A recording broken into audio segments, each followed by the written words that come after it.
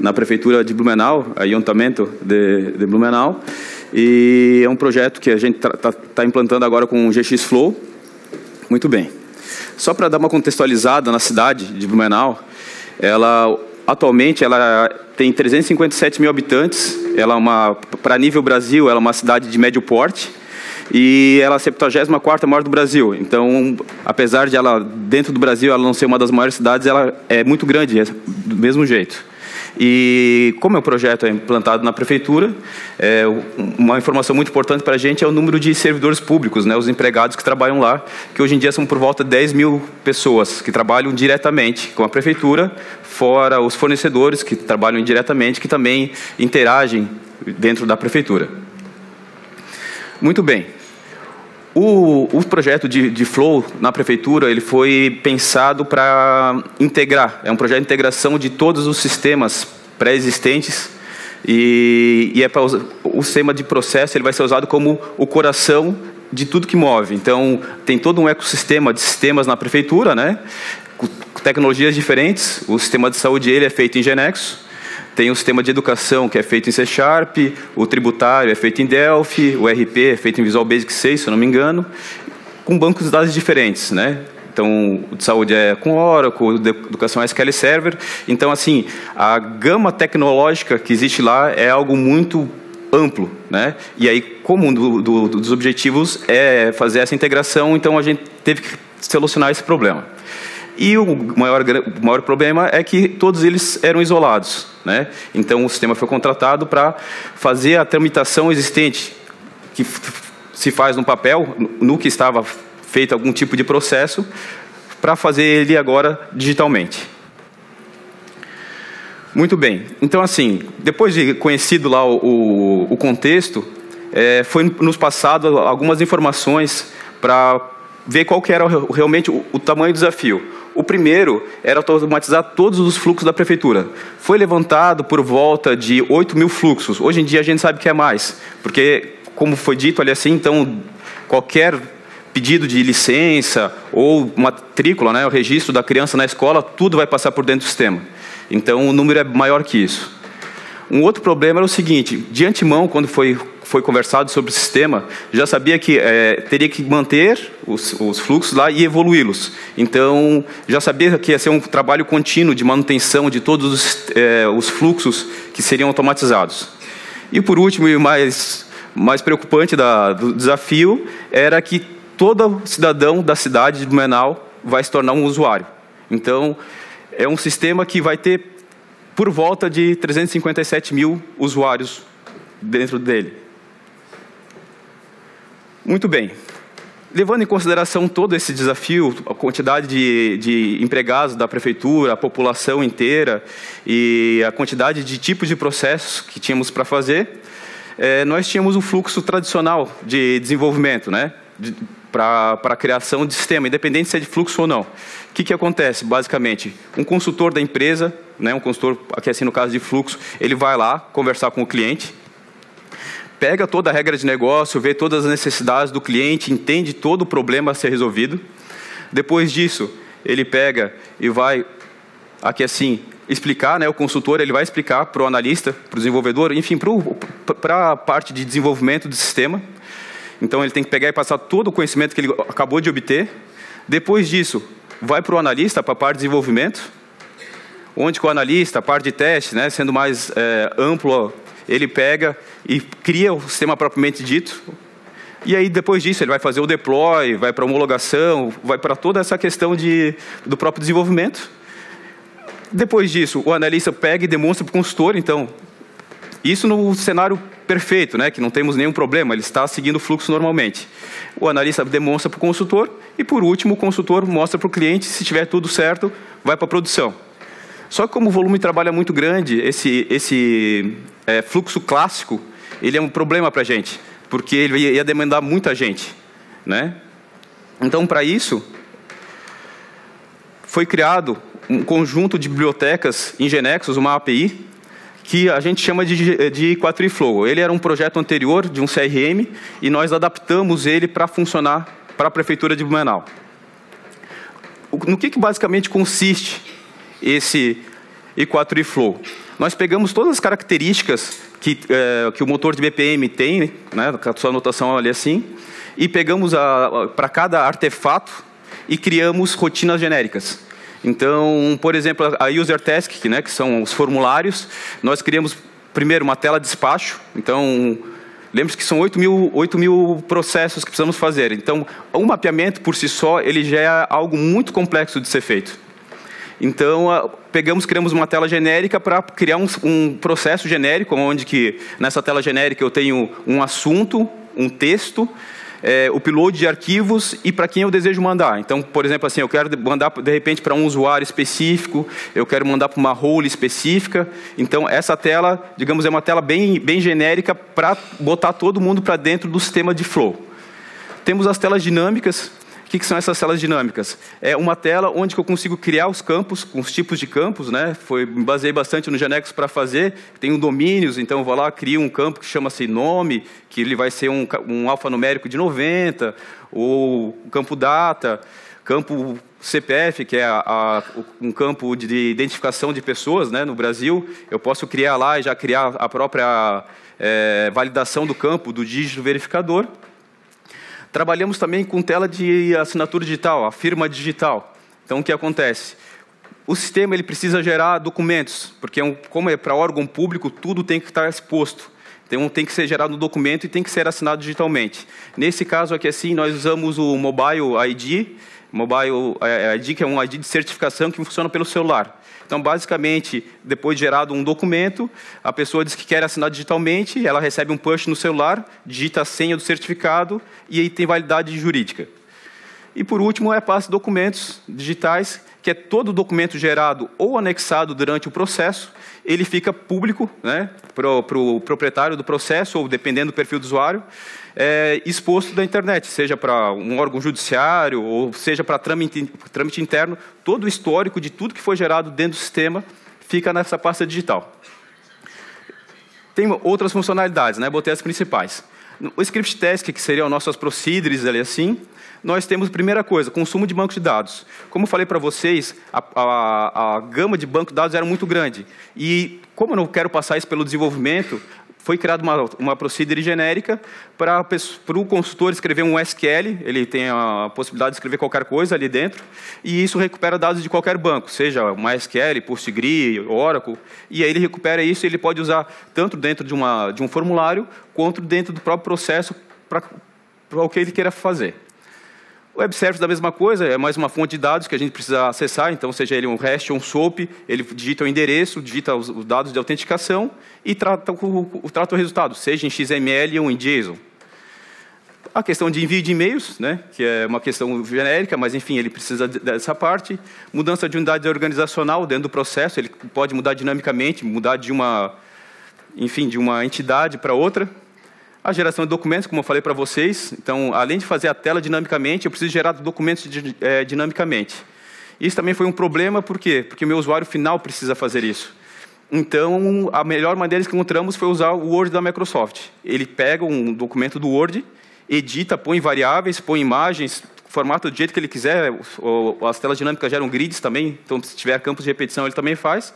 E, depois disso, fizemos o replace dessas variáveis e transformamos em PDF e assinamos digitalmente também. Faz download de arquivos externos, às vezes tem que pegar um PDF gerado por um outro fornecedor, ou alguma coisa assim. E várias outras funcionalidades. Também temos aqui assim, a questão dos timers. Então, fizemos rotinas para cálculo, para levar em consideração se leva em consideração feriado ou não, para se é prazo legal, né, que é um tipo de cálculo diferente, para gateways e para tudo que precisamos até o momento de artefatos, fizemos rotinas genéricas e configuráveis. Muito bem. Então, o que acontece? Esse aqui era o fluxo padrão que eu apresentei ali assim, que é o comum do desenvolvimento que utilizávamos, né? Depois do I4I Flow, isso aqui é o desenvolvimento. Então, não se passa mais por desenvolvimento, não passa mais pelo desenvolvedor. O consultor, ele vai, no caso aqui assim, da prefeitura, ele vai na prefeitura, ele fala com o responsável técnico da área lá, da área de negócio, ele entende o fluxo, ele cria o fluxo, e ali assim, depois de criar o fluxo, ele já pega e vai adicionando os artefatos, sem precisar de compilação, sem precisar de reorganização de base de dados. A API já faz tudo isso direto no cliente. Muito bem. Aqui assim é um exemplo, né, de como é que funcionaria isso.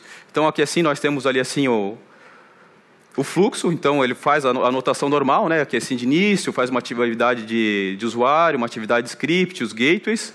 Aqui assim ele faz a criação da tela, aqui assim eu botei um formulário dinâmico. Então se vocês olharem aqui assim, tem os campos, né, aqui normal, e aqui assim eu tenho as regras de validação.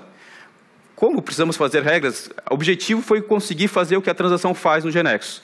Então, a gente tinha que criar uma linguagem interna. A linguagem mais fácil para a questão de web, que é uma linguagem interpretada, é o JavaScript. Então, eu faço todas as validações necessárias no meu formulário em JavaScript. Essa validação, tivemos a preocupação de validar tanto no cliente como no servidor, então ele já sai funcionando ali assim. E, por último, aqui assim, do exemplo, eu peguei e criei um modelo aqui no Word, né? Aqui assim basicamente que eu tenho algumas constantes, que é o número do processo, que vem automaticamente dali assim, e outras questões são variáveis, que começam com arroba, que eu identifico lá, por exemplo, botei no formulário dinâmico o nome da pessoa, ele vai conseguir fazer esse replace. Muito bem. Gravei um vídeo demo aqui assim para mostrar como é que é esse desenvolvimento. Vamos ver se só não é muito rápido. Espera aí. Cadê o mouse? Aqui. Vamos lá. Ah, tá. Verdade. Obrigado, Luquini. Não tinha te visto. Sim, eu quero botar o vídeo para o outro lado.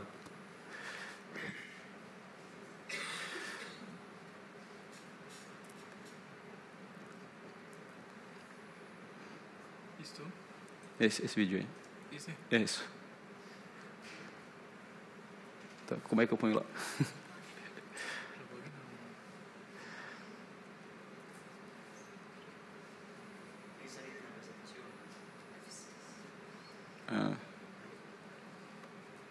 Exato. Graças. Então tá. Então aqui assim foi um vídeo que eu fiz, é um sistema bem didático. É um sistema de solicitação de viagem. Então, basicamente, aqui assim, um empregado, ele pega, faz uma solicitação, essa solicitação tem que ter duas validações. A primeira validação é para o diretor da área, então, se o diretor aqui assim, ele pegar e fizer a validação, ele vai continuar até o presidente der o ok, senão ele vem para cá e termina. Se o presidente também der o ok, não terminar aqui assim, ele vai gerar um PDF, e aí, pela própria API, ele vai botar isso numa pasta digital que vai estar publicada na internet. Né? Então, vamos lá. Muito bem. Então, tem uma atividade ali assim do empregado que faz a solicitação. Aqui assim é um objeto Dynamic Form que a gente usa do formulário dinâmico, que tem a identificação ali embaixo, no metadata. Depois eu tenho a validação do diretor, que também é o mesmo objeto. A única coisa é que ele vai passar um parâmetro diferente para não deixar editável, ou seja, quem criou a solicitação pode editar os campos, o diretor, basicamente, o que ele vai fazer é isso. E aí eu utilizo os relevantes datas, que são as variáveis globais, para eu poder fazer as validações, para ver se foi aceito ou se não foi aceito. Então, o default é sim. Se o metadata tiver, o relevante data tiver false, ele pega e vai ali assim. Então, aqui assim um exemplo do documento do Word, do template. Então, aqui assim eu botei basicamente o nome da pessoa, o CPF, que é o ID no Brasil, o destino, a data de saída e a data de retorno. E o motivo pelo qual ele pediu. Então, foi um documento editado no Word. Vai para cada ali variável, só para mostrar. E uma data que é a data que está sendo gerado o documento, que é uma constante para mim. Muito bem. Aqui assim eu vou fazer a edição do formulário. Eu criei anteriormente os campos, né, para não ficar muito longo o vídeo, então, mas eu criei bastante campos ali assim. Então, a primeira coisa, eu crio um campo chamado CPF, para a identificação da pessoa. Depois, o nome dela.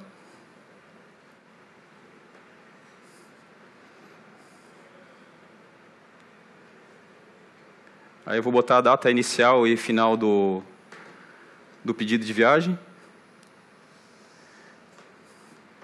Que assim até estava editando ali assim, porque eu tenho a possibilidade de botar campos, um campo por linha ou 2 campos por linha. O campo, como o campo data ele é menor, eu não vou consumir espaço de tela, né?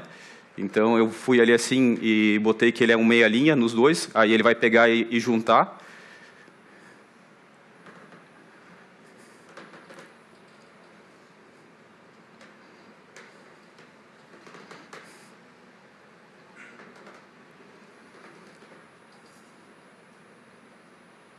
Muito bem, mudo destino. Enfim, esses campos ele tem outras propriedades que a gente usa ali assim, né? Tipo, nos 2 últimos eu vou mostrar que ele vai gravar aqueles relevantes datas que eu defini lá na definição do modelo.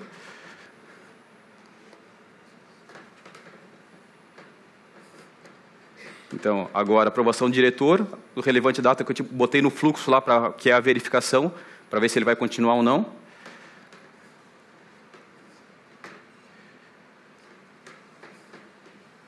E, por último, a aprovação do presidente. Da mesma maneira, ponho o relevante data para ver se foi aprovado ou não por ele. Aqui, assim, como era um campo CPF, tem um campo um dígito verificador, eu já fiz o script. Basicamente, é uma função JavaScript normal, que pode pegar na internet. Ele faz a validação. Se não der problema, ele esconde o erro. Se der problema, eu quero que ele dê um erro em determinado campo com determinado valor. E também fiz a validação da tela, como fosse no evento start do GeneXus, para verificar quem que está chamando, se é o solicitante, se é o presidente ou se é o diretor, para ele ter comportamentos distintos. Então, eu verifico lá, seto invisível alguns campos ali assim, ou desabilito outros dependendo do perfil do usuário. Perfeito. Acabou o meu desenvolvimento. O meu consultor terminou e aí já posso botar em produção para o meu cliente começar a funcionar. Aqui, assim, vou começar, então, um processo novo. Então, botei aqui a viagem para o GX29. Vou selecionar o processo de solicitação de viagem. E aí, já tem aqui a minha tela, com o meu campo CPF, que já tinha máscara. Botei um dígito inválido, ele pega e valida. Vou botar o meu nome.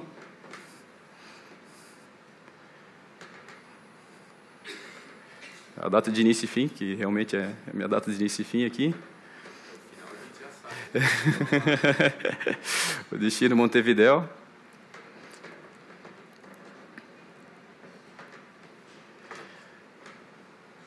Perfeito. Aqui, assim, depois de eu confirmar, ele vai criar automaticamente o processo, né, que é uma coisa que também eu não preciso criar o processo anteriormente. Quando ele confirma, ele cria. E agora, ele vai para a validação do diretor. Aqui, assim, no caso, eu estou com todos os papéis, né, para ficar didático.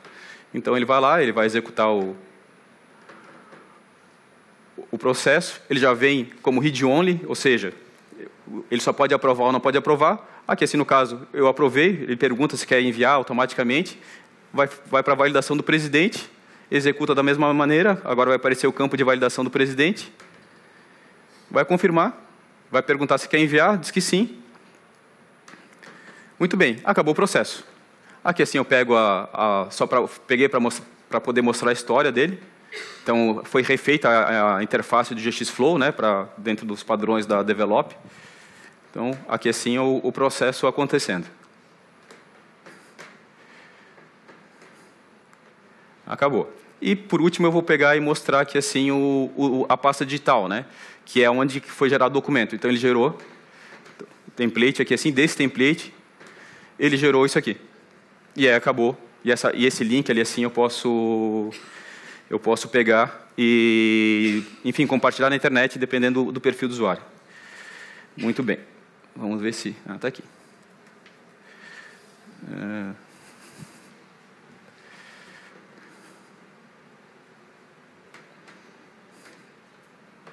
Muito bom. Vamos lá. Aqui. Então, basicamente era isso, a ideia que eu queria passar para vocês da automatização que estamos fazendo lá. E aí que assim eu trouxe alguns resultados dessa automatização. Então, tudo é muito burocrático, pelo menos no governo do Brasil. E aí eu peguei o primeiro processo que a gente implementou lá, que é de licença de funcionamento, ou seja, quando eu crio uma empresa, eu preciso de uma licença para poder funcionar. E aqui assim é uma licença de alvará sanitário. Então, antes da automação, só a verificação da papelada, ele demorava cerca de 5 dias. E, em média geral, essa licença específica, que são várias, levava, em média, 20 dias, que é alguma coisa muito burocrática. E outro problema que tinha nesse fluxo é que, assim, esse fluxo tem que ser renovado a cada 1 ano. E aí, uma vez a pessoa fazia, ela nunca mais ia fazer outro, vencia, a prefeitura não arrecadava, não ganhava ali seus tributos, né? E depois da automação, o que aconteceu? Dependendo do tipo da empresa do Brasil, às vezes não precisa pagar. Quando não precisa pagar, a emissão automática. A pessoa entra com os documentos, alguém faz uma verificação ainda manual, né, na tela, só chega para ela lá no Flow, ela clica e verifica. E se tiver tudo certo, ele já gera o alvará, assina digitalmente e manda por e-mail da pessoa. Se não for gratuito, o GX Flow fica esperando um sinal. Assim que ele receber o pagamento, ele recebe esse sinal e continua o fluxo normalmente. E agora também temos a renovação automática.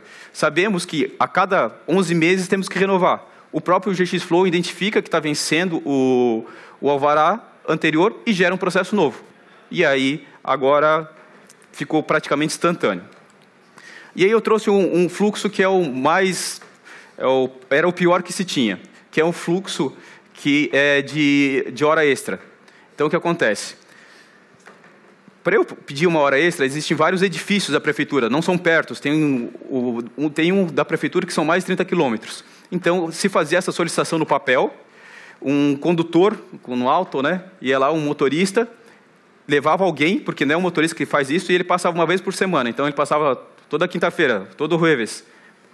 Se pedisse em outro dia, o motorista não passava. Então, basicamente, o que acontecia? Demorava 40 dias para fazer todos os trâmites, que teoricamente tem que ter vários aceites. E muitas vezes era ineficaz. A pessoa fazia hora extra sem ter autorização. E aí não dava... Enfim, era inócuo o fluxo. E agora, depois da automatização, ele demora 3 horas. Que vamos melhorar ainda o fluxo. Porque o que acontece quando a gente automatiza um fluxo? A gente pega o que está funcionando hoje em dia, que não é do melhor dos mundos, e põe no fluxo. Depois a gente vai melhorando. Então, a gente diminuiu de 40 dias para 3 horas. Dentre vários outros fluxos que temos, né, só esse aqui que foi realmente o maior redução de tempo.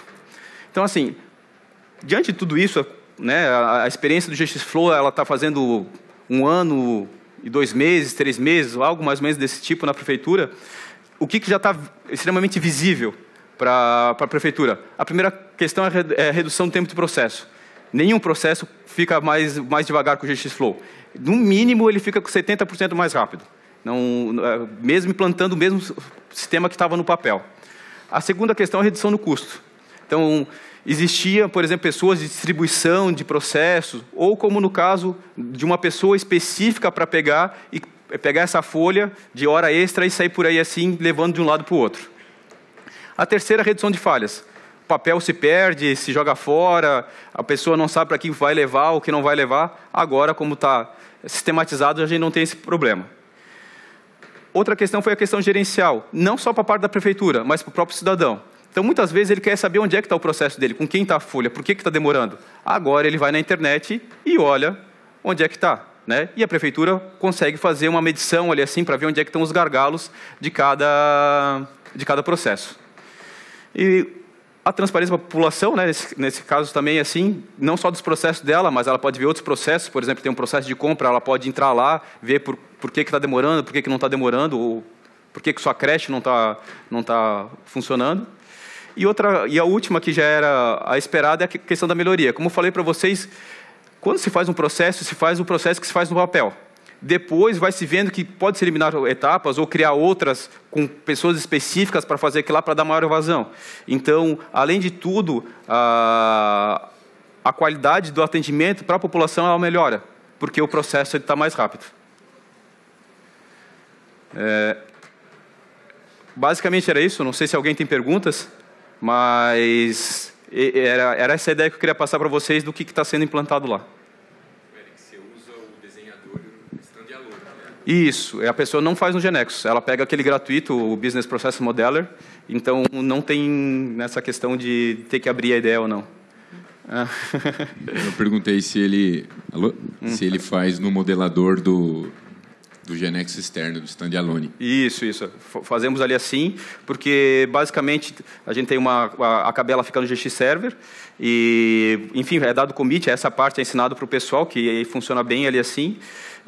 Até tem colaboração entre os fazedores de fluxo para fazer essa questão, e aí depois dá-se o commit e faz o deploy direto na produção. Mas daí é tudo com eles. A gente desenvolve a API. Né? Auxiliamos, obviamente, que ele tem dificuldades, mas daí é uma questão a mais que fazemos. Mas o objetivo é a gente entregar a API para eles pegarem e conseguir se virar sozinho. O GX Flow está consumindo a sua API, é isso? Não, isso. Que eu gostaria de saber se vocês fizeram alguma experiência de GX Flow integrando com alguma API de terceiros. Assim. Sim, por exemplo, assim, a questão ali assim do pagamento, ele é feito com um boleto externo, que não sou eu que faço, é o sistema tributário. Então, basicamente, o que acontece? Quando eu preciso de alguma integração, alguém expõe algum web service, alguma coisa assim, e nós programamos ali assim para fazer essa conexão. Em alguns casos, eles pegam e fazem pelo próprio web service, assim, pela função de web service. Outros casos, a gente pega e faz manualmente, mas a gente integra também com objetos genéricos. Ok.